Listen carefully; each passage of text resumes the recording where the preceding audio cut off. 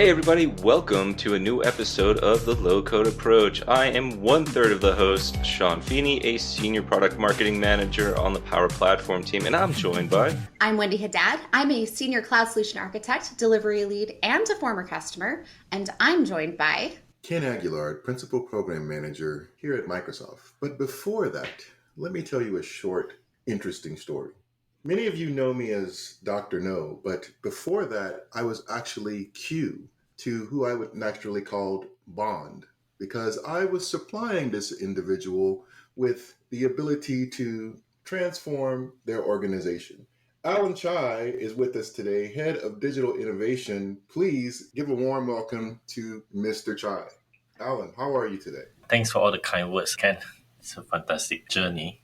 I'm all good and excited to have another session with you guys. Excellent. Well, we really appreciate you joining us. And so I kind of want to start the first question really where it began. So what initially sparked your interest in Power Apps and how did you begin your journey with it? If you could just give us a nice intro into that, we'd really appreciate it. Sure. It all started back in 2018 when we got onboarded into the online Office 365 back then.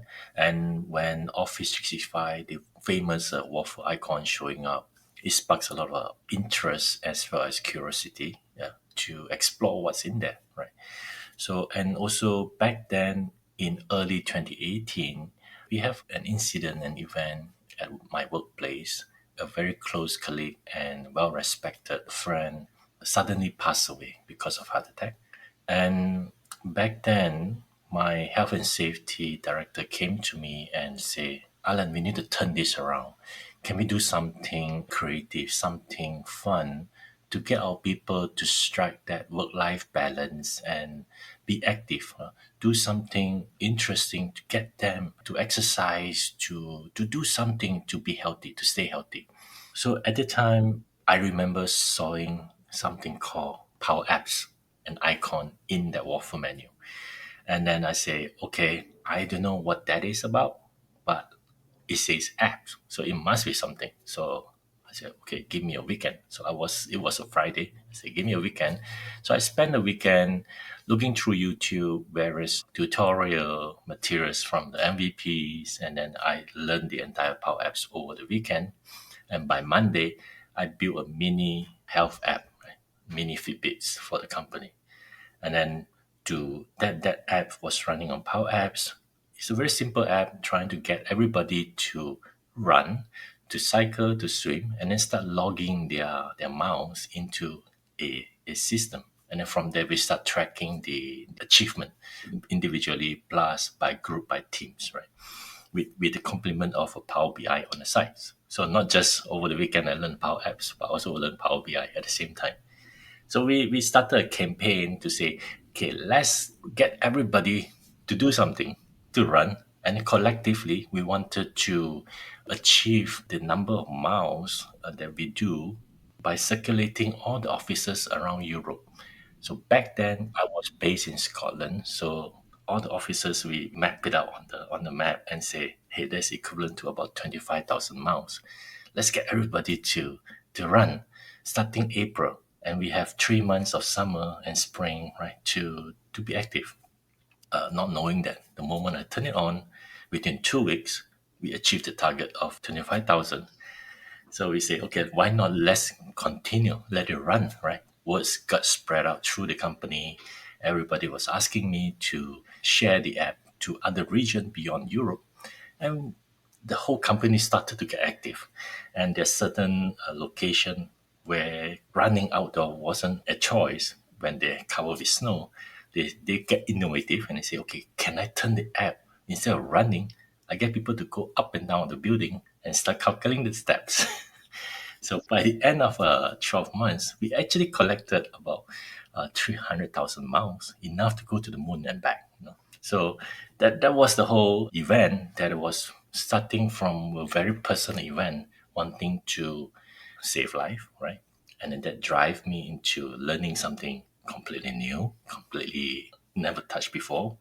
I just have a problem that I wanted to solve, and then I have a tool that I can learn very quickly and put it into actions. I think that's probably the most powerful Power Up story we've had on the podcast, and I thank you for sharing that. I guess two questions for you. You said completely new, and I want to clarify. Did you have any app development or data science background before you started this? I mean, you were new to Power Platform, but were you new at all to the process of building an app? To be very honest, I'm actually an electrical engineer.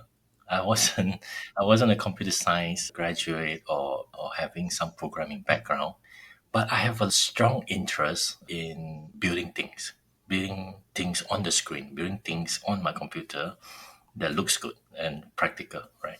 So over the years, I spent a lot of time not on a formal training kind of path to say go to the university, learn computer science or programming, or go to the school to do some data analytic training and stuff. No, it's a lot of everything that I did was all self-learned. If Ken was with me for many years, we used to work together. When he first met me, I think, Ken, you remember, who is this Alan who changed the entire SharePoint page? So it all started back then when I was given again back, that was 10 plus years ago when SharePoint was new. I was the guy that Ken hates most. It's like, this guy just rip off everything on my screen. Those are facts. Well, and maybe a follow-up question on that point is many people build apps and they don't get that viral adoption. Now, obviously, with your friend's story, there was that motivation there emotionally, but oftentimes human nature after a week or two it doesn't stick, and you built something that stuck and that was widely adopted. And so what do you think the key components were that you did, whether it's changing the UI, as you kind of alluded to, or the sponsorship? Like, what were the things that you did to not just say, I'm going to build an app to solve a problem, but I'm going to build a good app that people will want to use within my organization? Thanks for bringing this up, Wendy. Actually, over the years, whenever I build something, I would rather say I'm not building something, I'm solving a problem, right? I'm trying to solve problems. I have this personal charter that I actually put it on myself. When I build an app, I put user experience first. For me, user experience is very important. It's not just attracting audience to come to your app, but also retaining. Retaining is super important. If I can get them in and I lose them because they had a bad experience, that means I fail, right? So my personal charter whenever I approach making a solution or an app is always how do I first get them to my app? And then after that, how do I get them to come back and come back for more? So when I go back to that health app, when it went viral, after a few weeks, I got a call from Ken, and Ken said, "Hey, someone in Microsoft wanting to talk to you." Imagine I was a nobody out there in Scotland, in a small city. Say, the VP of Power Apps in Seattle would like to have a meeting with you to talk about your app. Have I done something wrong? That was my first reaction. And when I got into the call, show them what I have, and that was 2018. It was a very early journey of this whole Power Apps, Power Platform. I still remember back then, Ryan Cunningham quoted this and say, Alan, when we started this product's roadmap, it didn't cross their mind that that user experience was possible in Power Apps. Yeah. So I stretch it in a way that I made it in a way that's different, right? That people, when they look at it, they feel that, this app behaves like a native apps, right? But it is a Power Apps. So I put that on top of my work so it drives the final product to the next level. And it's also through this experience that I was invited to say, do you mind coming and share more broadly to the community? And that's how I got into the community and people start thinking of beautiful apps. They remember as Alan. So, Alan, I have maybe two parts of a question here for you. Obviously, yes, I know you very well, but some of the folks that are listening may not know you as well as I do, um, unless they've been over to your house and ate barbecue or something along those lines. Um, that said, two questions. So, how many apps to date if you can recall, have you created? And maybe share with us an example of significant, say, business savings or outcome that was achieved through the platform versus maybe outsourcing something or buying a piece of software. Sure. Over the, I would say, 2018 to now is about 6 years already. But I would say the peak was around when I was into it, third year, fourth year. I made as many as 300 plus app, yeah, myself. Okay. And these are all production apps. They are not like test app or little apps here and there for individual productivity gain, but it's a production app for enterprise level. And over the year, when you get into this platform, you will realize that you will start by focusing on single tool. When I say tool, it's like Power Apps, Power BI, Power Automate. And as you gain maturity, you will start to expand and say, how can I put this together? Right? Because my starting point is always to solve a problem. Don't restrict yourself to one tool, right? So you start by focusing on that problem and say, how can I solve this in the fastest way by leveraging the best tool available from the platform to solve it quickly. So take an example of a another scenario. I was talking to one of our finance director in the HQ office. He was telling me that every month, as a finance guy, they have no life. I said, why? He said, I have to consolidate all the numbers, especially for month end. Month end is a real pain point for all finance people in the finance community, at least for our organization, right? So I said, what happened? Tell me what's the real problem. He said, every month, take an example, he said, all the location, all the region, the region controller or region finance director will send him or her some lines, right, for recharging. We call it the recharging of costs from the region business to the corporate.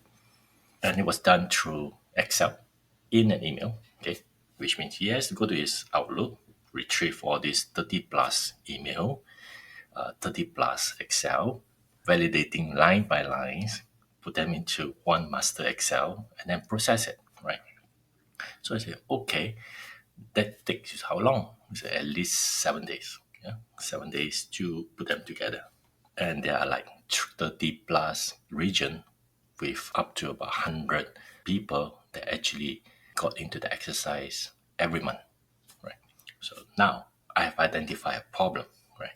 So I say, okay, let's break it down, right? And say, break down the pieces from the moment they generate that first Excel down to that numbers got into the final dashboard. I break down the entire process and say, how can I digitize them piece by piece, right? So that particular solution ended up being the process orchestration automation for the entire chain.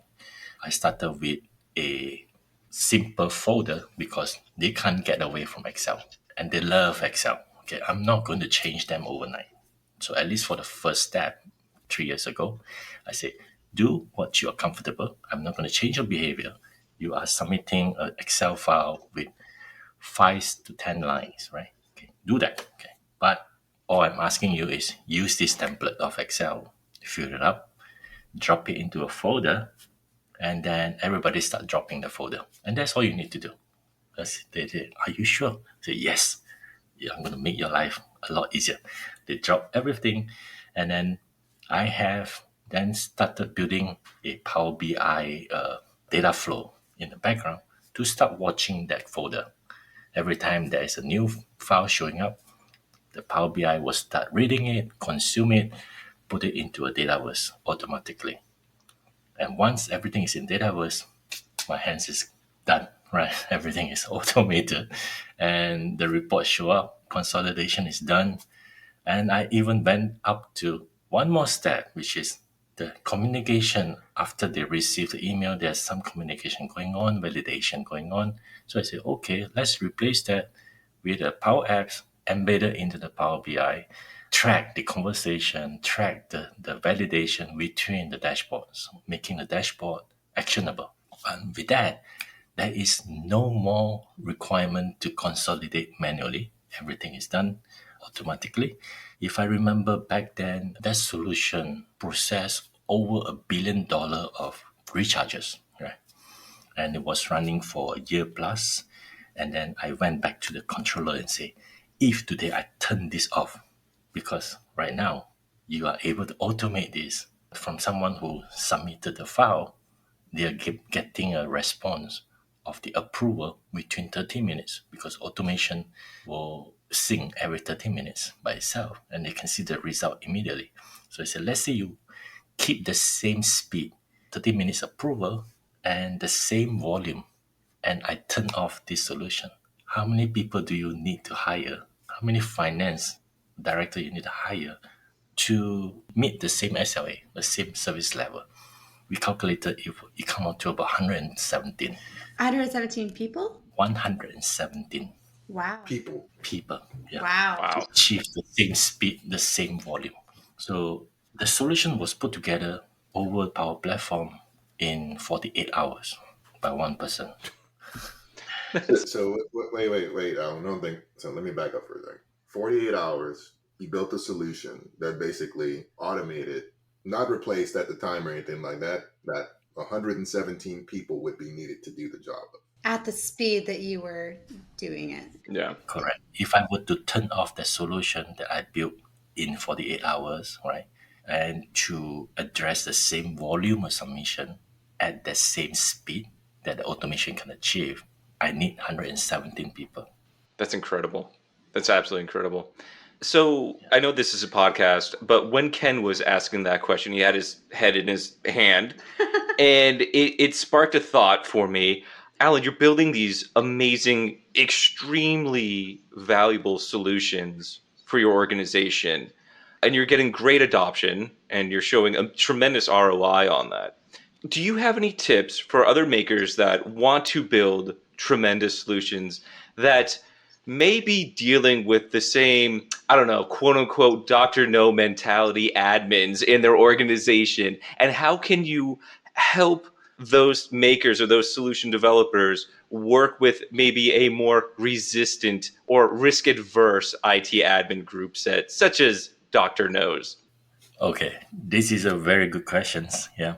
I want to say to the makers out there, right, who are working in enterprises or organization like myself of various sizes, somehow you will have an IT admin that take care of the platform. Your first approach, don't see him or her as your enemy. You need to be friend to your IT admin. Lots of barbecue. Barbecue, lots I of see the thread. they are there for a reason, right? IT admin, IT governance, they are there for a reason to ensure that we operate safely, right? Ensure that we operate in a way that we mitigate bad things from happening. Understand from that point and then get to be their best friend. Because once you have open conversation, you'll be able to get things done faster, right? And better with both ways opening up why I say no. Dr. No say no, but there's a reason behind. Try to understand the why, right?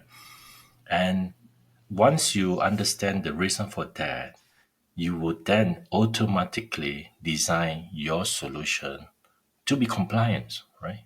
To be compliant is very much the need to protect the organization. Yeah.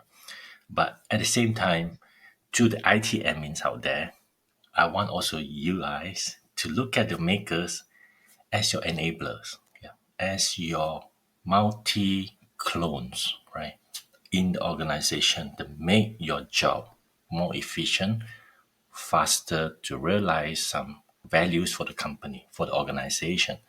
Because without them, the IT department will be inundated with lots of business requests that you can't fulfill fast enough. You will need to go out, spend a lot of money with the consultant, with external help to build solution.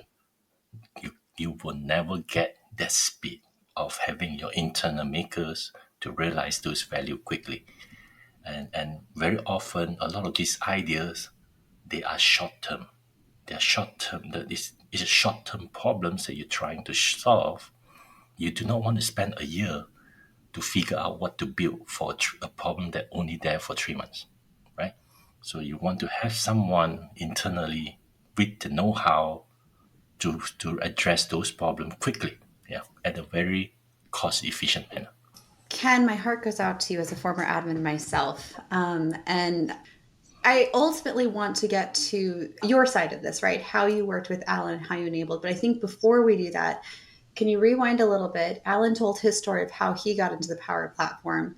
I don't think I've actually heard your story of, did Alan catch you by surprise? Were you already having the Power Platform enabled at this point? And how did that relationship work on the admin side of how you started working with Alan as a champion, as a maker? And I mean that might be a whole entire podcast, but to be brief, we were doing the M365 rollout, and I think Alan, what were we rolling out to? About 120,000, maybe Yeah, 140,000, around that. something along those lines. And were you a SharePoint admin or a Power Platform admin at this point, Ken? At the time, becoming an M365 operations manager, although I didn't know it. So let me preface that by saying many individuals who may be administrators and going through somewhat similar journeys, Power Platform administrators themselves, often fall into this sort of limbo area of who owns Power Platform. Is it the SharePoint admin? Is it the M365? Which team does it? And so on, right?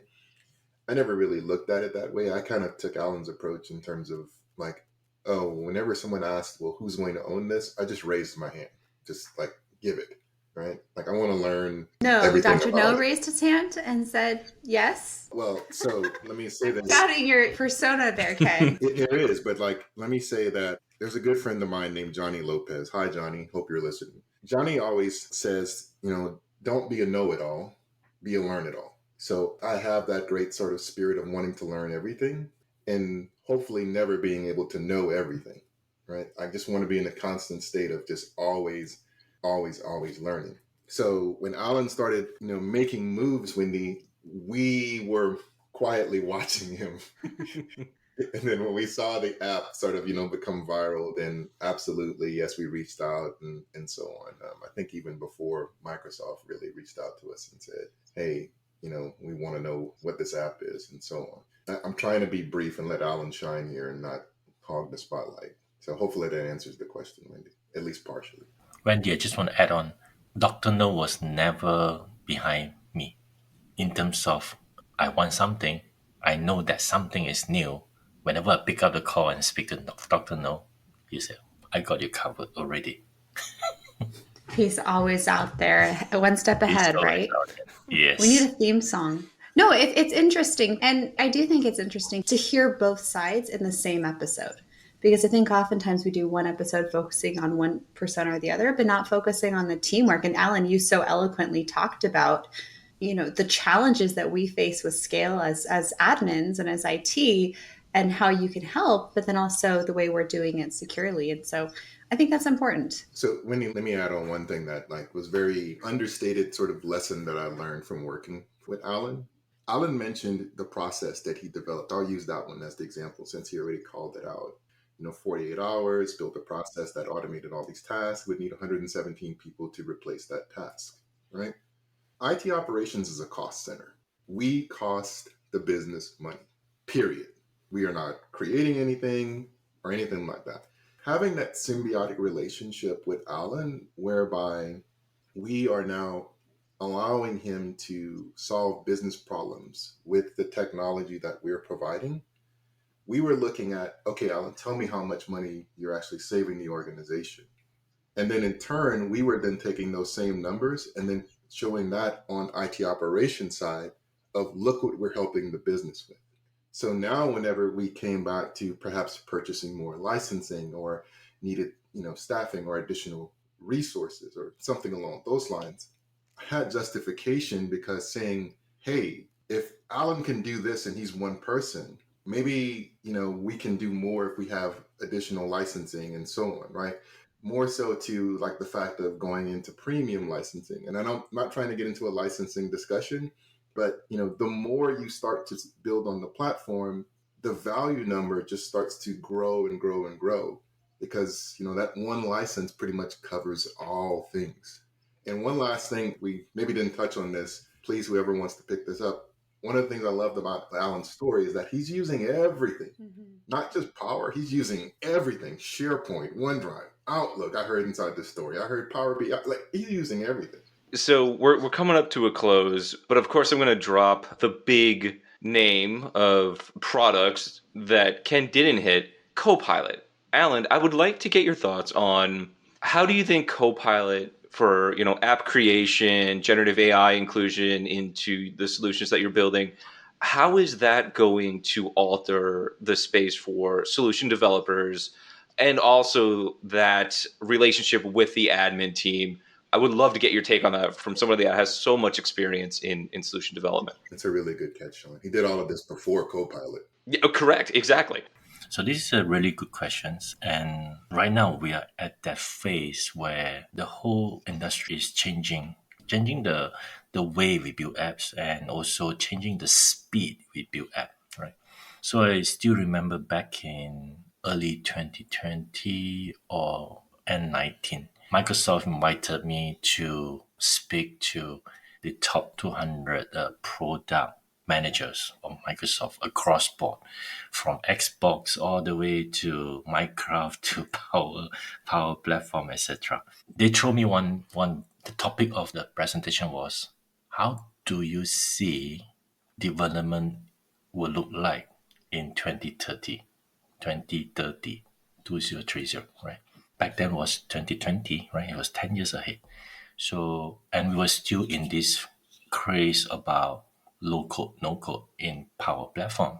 I told them I want the real zero code in 2030. It shouldn't be low code, right? It should be completely nothing.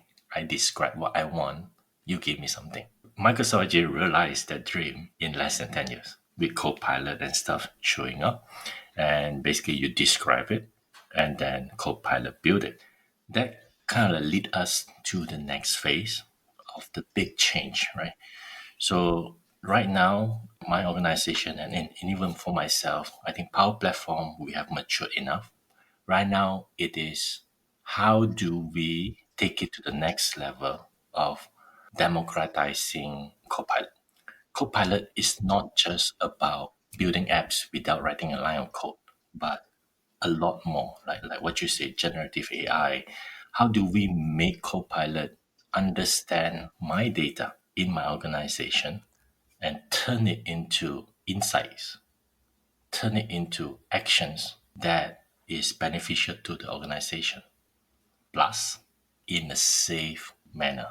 A lot of this data, a lot of this knowledge that belongs to the organization, a lot of the enterprises are very cautious and they want to protect that, right? How do we get to that setup? I always like to simplify this problem by looking at what we already have. Thinking along the Power Platform, in the beginning, lots of enterprises are hesitant because safety. How do you connect to my data? Then Microsoft started to build thousands. Right now, I think more than 1,000 connectors, right? Ken, is that right? Yeah, way over 1,000. So the connectors is key, right? The connector is the one that ensure that we're able to bring the data to your Power Platform in a safe way, and I can visualize it, do further things on top of it. Now, take this model and say, Copilot. How do I bring my information into Copilot, turn it into something, a model that can create the insights and actions in a safe way? If we can achieve that, we will be able to reach that democratizing of AI to a large scale. Alan, we're wrestling here because we want so badly to ask you more questions. And we have a long list. I want to hear more about specifically how you calculate ROI and even just how you as a maker now know so much about governance, that was interesting to me. So we definitely want to have you back on the podcast, and we'll work to get that scheduled soon so we can do maybe a part 2 of this episode. As we're wrapping, we're going to link to the success story that dives deeper into some of the apps you developed and more of these examples. But any other resources that you'd want to share with our listeners, and we can drop those links in the show notes for them. There are plenty of good resources out there for different level of learners, right? So most people come to me and say, where do I start? That's the most common question that I always get.